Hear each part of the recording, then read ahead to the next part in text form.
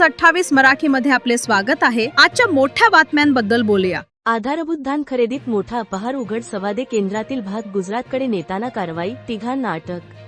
आदिवासी शेतकऱ्यांच्या आर्थिक हितासाठी केंद्र सरकारच्या वतीने राबविण्यात येणाऱ्या आधारभूत धान भात खरेदी योजनेत मोठ्या प्रमाणात अपहार झाल्याचा गंभीर प्रकार उघडकीस आला आहे।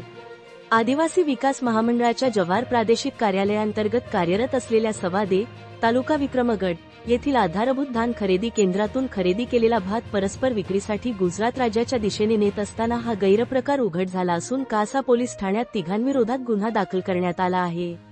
हंगाम 2024-2025 दरम्यान सवादे येथील शासकीय गोदामात खरेदी करण्यात आलेल्या धानाची भरडाई करण्याचा ठेका आदिवासी विकास महामंडळाने वसई, विणार येथील सद्गुरुकृपा राईस मिल यांना दिला होता।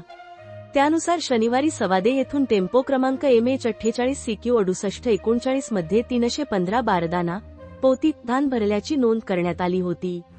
तसेच आरोपी क्रमांक 2च्या ताब्यातील टेम्पो क्रमांक MH48CQ1506 मध्ये 325 बारदाना धान दाखविण्यात आले होते।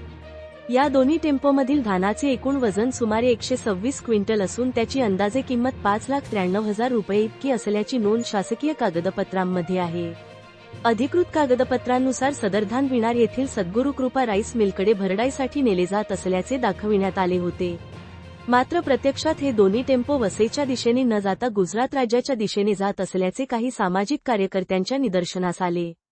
त्यांनी याबाबत तत्काळ जव्हार येथील आदिवासी विकास महामंडळाचे प्रादेशिक व्यवस्थापक योगेश सुदाम पाटील यांच्याकडे तक्रार दाखल केली। तक्रारीची गंभीर दखल घेत प्रादेशिक व्यवस्थापक पाटील यांनी घटनास्थळी भेट देत टेम्पो चालकांची चौकशी केली।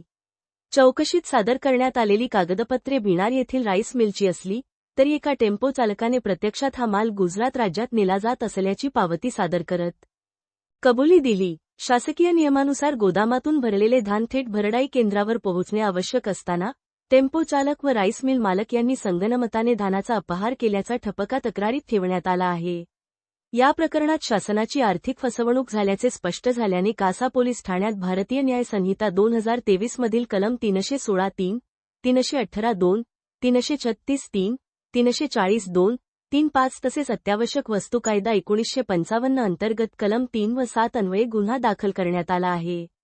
या गुन्ह्यात टेम्पो चालक अस्वद अजीजुर रहमान सिद्दीकी वय 23 व साहिद अजीजुर रहमान सिद्दीकी राहणार मनोर, जिल्हा पालघर तसेच राईस मिल मालक वसंत आनंद पाटील वय 46 राहणार विरार पश्चिम यांना पोलिसांनी अटक केली आहे।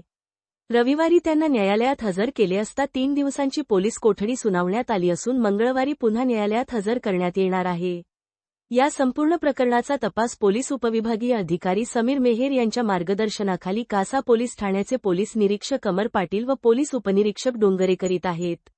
दरम्यान आदिवासी शेतकऱ्यांच्या हितासाठी असलेल्या आधारभूत धान खरेदी योजनेतच असा गैरप्रकार घडल्याने परिसरात तीव्र संताप व्यक्त होत असून दोषींवर कठोर कारवाई करण्याची जोरदार मागणी नागरिकांकडून केली जात आहे। वार्ताहर इंडिया न्यूज 28 साठी सत्येंद्र मातेराच्या जोडीला शुभम पाटील, पालघर जिल्हा क्राईम रिपोर्टरची रिपोर्ट।